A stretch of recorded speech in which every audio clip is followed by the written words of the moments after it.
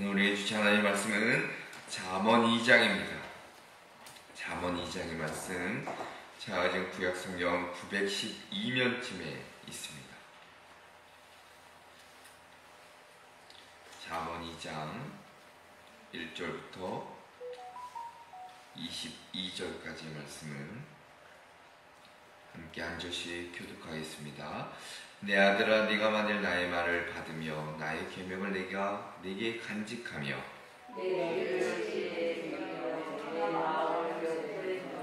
지식을 물러 구하며 명철을 얻으려고 소리를 높이며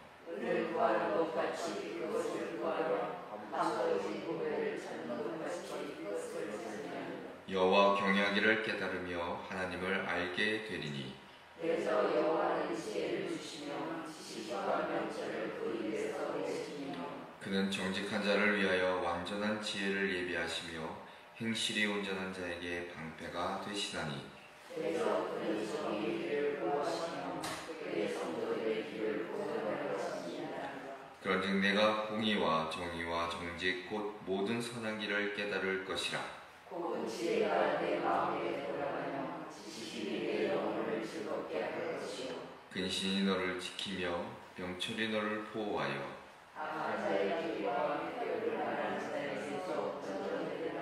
이 무리는 정직한 길을 떠나 어두운 길로 행하며 행악하기를 기뻐하며 악인의 배역을 즐거워하나니 그 길은 구부러지고 그 행위는 패역하니라.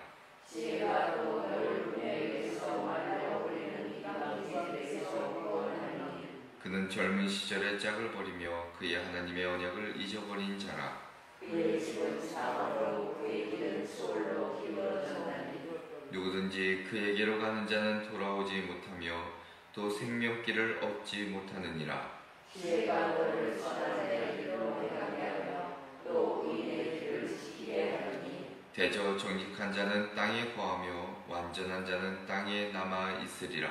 그러나 악인은 땅에서 끊어지겠고 간사한 자는 땅에서 뽑히리라. 아멘. 할렐루야. 오늘도 이 새벽에 먼저 주님 전에 나와 예배하시는 우리 성도님들과 우리 영상으로 예배에 참여하시는 우리 성도님들에게 하나님의 크신 은혜가 있기를 먼저 주님의 이름으로 축원합니다. 오늘 말씀의 제목은 지혜의 길입니다. 지혜의 길. 자, 오늘 본문인 잠언 2장은 지혜의 길이 어떤 것인지 그리고 왜 우리가 그것을 따라야 하는지를 우리에게 깨달아 알게 하시는 본문입니다. 잠언 2장은 크게 세 부분으로 나눌 수 있는데 1절부터 5절까지는 지혜를 찾는 자의 그 태도를 강조하고 있습니다. 그리고 6절부터 11절까지는 지혜를 주시는 분은 여호와 하나님이시고 그 지혜가 우리를 지켜주고 삶을 안전하게 이끌어 주신다는 내용이 기록되어 있습니다. 그리고 12절부터 마지막 22절까지는 지혜가 악한 길과 그 음녀의 유혹에서 우리를 보호해 주신다는 내용이 기록되어 있습니다. 즉 지혜는 하나님께로부터 오는 것이고 그것을 간절히 구하는 자에게 주어지는 것이고 결과적으로는 우리 삶을 악에서 보호해 주시는 그 방패의 은혜를 우리에게 허락해 주신다 말씀드릴 수 있습니다. 우리는 넘쳐나는 정보의 시대 속에 살아가고 있습니다. 여러분들이 가지고 계신 주머니 속의 스마트폰 하나면 인류의 모든 지식 대부분을 접할 수 있고 알 수도 있습니다. 그런데 아이러니하게도 무엇이 옳은가 보다는 무엇이 인기가 있는지를 더 우리는 묻고 찾게 되고 사람들은 지식은 늘어가는데 삶의 방향이 때로는 온전하지 못하고 잘못된 길을 걸어갈 때가 많은 것을 보게 됩니다. 아는 것은 많은데 어떻게 살아야 할지 모르는 것과 같다고 할 것입니다. 잠언 2장을 보면 바로 그 지혜에 관한 이야기를 우리에게 들려주시는데 단순한 지식이 아닌 하나님으로부터 오는 경건한 지혜, 어찌 보면 통찰을 동반한 분별의 능력에 대해 오늘 말씀해 주십니다. 우리가 어제 함께 살펴보았지만 지혜라는 것은 우리가 히브리어 단어로 호크마지요. 단순히 머리로 하는 것을 의미하지 않습니다. 실제 삶에서 선택을 이끄는 능력이 지혜이고 훈련되고 성숙된 삶의 방향 감각을 의미한다 할 것입니다. 그래서 잠언에서 말하는 지혜는 머리로만 하는 것이 아니라 몸으로 살아내는 진리이기도 합니다. 그래서 오늘 잠언 2장을 가만히 묵상해 보면 지혜는 찾는 자에게 주어지는 선물이며 동시에 하나님이 감춰두신 보화라는 것을 발견할 수 있습니다. 자, 그래서 오늘 말씀을 통해 우리에게 깨닫게 해주시는 세 가지가 있는데 함께 좀 살펴보고 기도의 제목을 얻고자 합니다. 그 첫째로는 지혜를 간절히 구하며 살아야 합니다.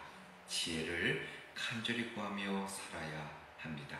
자, 오늘 잠언 2장의 처음 5절은 하나님께서 우리에게 주시는 사랑의 편지처럼 들립니다. 내 아들아 라고 부르시는 그 음성은 단순한 훈계가 아니라 하나님과 나 사이 그 관계 안에서 주어지는 아주 따뜻하고 한 사랑 많은 권면으로 우리는 볼 수 있습니다. 자, 1절부터 5절을 보면 지혜의 출발점을 우리에게 일러주시는데 내 아들아 네가 만약 나의 말을 받으며 나의 계명을 내게 간직하며 내 귀를 지혜에 기울이며 내 마음을 명철히 두며 쭉쭉쭉 기록되어 있죠. 자, 히브리어 본문에서 반복적으로 등장하는 동사들을 꼭 눈여겨보셔야 되는데 자, 오늘 1절에 나의 말을 받고 나의 계명을 네가 간직하며 내 귀를 지혜에 귀를 기울이며 내 마음을 명철에 두고 지식을 불러 구하며 명철을 얻으려고 소리를 높이고 그리고 은을 구하는 것 같이 그것을 구하며 감추어진 보배를 찾는 것 같이 그것을 찾으며 라고 1절부터 4절에 쭉 기록되어 있죠. 자, 지혜는 하나님께서 주시지만 아무렇게나 주어지는 것이 아니라 간절히 찾는 자에게 주어진다는 것을 전제하고 있습니다. 자, 4절의 성경은 지혜를 보배에 비유합니다. 자, 누구든지 깊이 묻힌 보배를 찾기 위해서는 수고를 아끼지 않습니다. 땀을 흘리고 땅을 파고 애써 찾지요. 바로 그러한 태도로 하나님의 지혜를 구할 때 하나님 우리에게 응답하신다 약속해주고 계십니다. 자, 마치 예수님이 마태복음 7장 7절의 말씀처럼 구하라, 찾으라, 두드리라 라는 말씀과도 우리의 연관지어 생각해 볼 수가 있겠죠. 하나님의 진리라는 것은 어찌 보면 게으른 자, 찾지 않는 자, 그들의 눈에는 감춰지지만 갈급한 자, 두드리고 찾고 구하는 자에게는 드러난다는 것을 깨달아 알게 하십니다. 자, 그래서 5절에 이렇게 결론지어 말하죠. 그리하면 네가 여호와를 경외하기를 깨달으며 하나님을 알게 되리니 말씀하고 있습니다. 여호와를 경외한다는 것 우리 앞서 살펴보았지만 단지 하나님을 무서워하는 그런 감정이 아니라 하나님을 가장 높은 권세자로 인정하고 그 하나님의 말씀의 그 뜻에 복종하는 것이고 그 음성에 내가 묻고 하나님의 마음을 깨달아 아는 것 그것이 지혜 경외하는 삶이라 우리가 말씀드렸습니다. 지혜는 지식을 아는 것이 아니라 어찌 보면 하나님을 아는 것에서 시작됩니다. 지혜를 얻는 것은 단지 삶의 노하우를 익히는 것이 아니라 삶의 주인이신 하나님과 동행하는 것이고 하나님을 나의 주로 고백하며 늘 묻고 구하는 삶이 바로 지혜를 가진 자의 삶이라 말할 수 있습니다. 예레미야서 29장 13절에도 너희가 온 마음으로 나를 구하면 나를 만나리라 말씀해주고 있습니다. 지혜는 하나님과의 만남 속에서 주어지는 보배입니다. 하나님은 그분의 뜻을, 주님의 뜻을 대충 아는 자가 아니라 간절히 구하고 묻는 자에게 깨달아 알게 해 주십니다. 하나님의 지혜는 분명 찾는 자에게 반드시 주어집니다. 지혜를 간절히 구하는 자에게 하나님은 반드시 그 길을 여신다는 것을 우리는 잊지 말아야 합니다. 그러므로 오늘 이 새벽에 우리가 기도할 때 무엇을 먼저 구해야 되는지, 물론 삶의 필요와 인생의 문제가 풀리기를 구해야 되는 것, 그렇지만 그럼에도 불구하고 가장 절실히 구해야 할 것은 바로 하나님을 아는 지혜라 할 것입니다. 그러면 우리는 하나님을 알게 될 뿐만 아니라 하나님이 원하시는 복된 길이 무엇인지를 깨달아 알게 되고 그 길을 또한 걷게 되는 복된 삶이 된다는 것입니다. 하나님의 뜻을 깨달을 때 우리 영혼의 진정한 참된 만족과 즐거움을 얻게 될 것이고 세상이 주는 그 어떤 즐거움과도 비교할 수 없는 크신 은혜를, 크신 복을, 그 위로와 평안을 우리에게 허락해 주실 줄로 믿습니다. 지혜를 구하며 살아가시는 저와 여러분 되시기를 주님의 이름으로 축원합니다. 두 번째는 우리의 길을 지켜 보호해 주십니다. 우리의 길을 지켜 보호해 주십니다. 자, 오늘 6절의 말씀을 보면 지혜가 어디서부터 오는지, 어디서부터 말미암는지를 분명히 일러 주십니다. 6절에 대저 여호와는 지혜를 주시며 지식과 명철을 그 입에서 내심이며 라고 말합니다. 그러니까 지혜라는 것은 인간의 경험, 세상의 어떤 지식으로부터 오지 않습니다. 하나님께서 주시는 선물이라는 것이죠. 자, 여기서 주신다, 주시며 라는 표현은 단순한 이렇게 분배가 아니라 하나님의 입에서 직접 흘러나오는 생명의 말씀을 의미합니다. 하나님은 침묵하지 않으시는 분이죠. 언제나 우리에게 말씀으로 가르치시고 인도해 주시는 분이라는 것을, 하나님의 지혜는 단지 똑똑해지는 길이 아니라 거룩하게 살아가는 길이고 우리 삶이 하나님 보시기에 합한 삶으로 온전한 삶을 살아가는 것임을 깨달아 알게 하십니다. 자, 7절에 보면 이렇게 또한 말씀하십니다. 그는 정직한 자를 위하여 완전한 지혜를 예비하시며 행실이 온전한 자에게 방패가 되시나니 라고 얘기합니다. 자, 거짓 없이 욕심 없이 진실하게 사는 자에게 하나님은 인생의 방향을 보여주실 뿐만 아니라 방패가 되어 지켜주신다 약속해주고 있습니다. 8절에도 정의의 길을 보호하시며 그의 성도들의 길을 보존하려 하신이니라 말씀해주고 있습니다.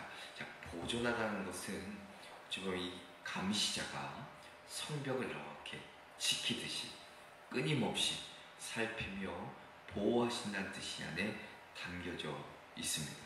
그러니까 우리가 걸어가는 그 삶의 여정 가운데 하나님의 그 손으로 우리의 삶을 보호하시고 지켜주신다는 것을 뜻합니다. 어찌 보면 우리가 매일 살아가는 시대 속에 수많은 선택 앞에 설 때 하나님의 지혜는 옳고 그름을 분별해 주실 뿐만 아니라 악에서 벗어나게 하시며 우리를 유혹과 미혹의 길에서 건져내 주신다는 사실을 우리는 잊지 말아야 합니다. 그래서 9절의 말씀에 그런즉 내가 공의와 정의, 정직, 곧 모든 선한 길을 깨달을 것이라 말씀해주고 있습니다. 하나님의 지혜라는 것은 어찌 보면 공의, 정의, 정직과 선한 길을 살아갈 수 있는 도구가 되는 것이고 어찌 보면 우리의 삶의 질서, 하나님이 원하시는 온전한 삶을 살아가는 하나님 나라의 가치를 살아가게 하는데 중요한 역할을 한다는 것이죠. 자, 11절의 말씀을 보면 근신이 너를 지키며 명철이 너를 보호하며 라고 말씀해주고 있습니다. 지혜를 얻으면 근신과 명철이 우리를 보호해 주신다. 자, 새번역 성경을 보면 근신을 분별력이라 번역하고 있습니다. 그러니까 지혜는 우리에게 분별력을 주신다는 겁니다. 그래서 우리가 잘못된 길을 가지 않도록 하시고 바른 길을 가도록 하신다라는 겁니다.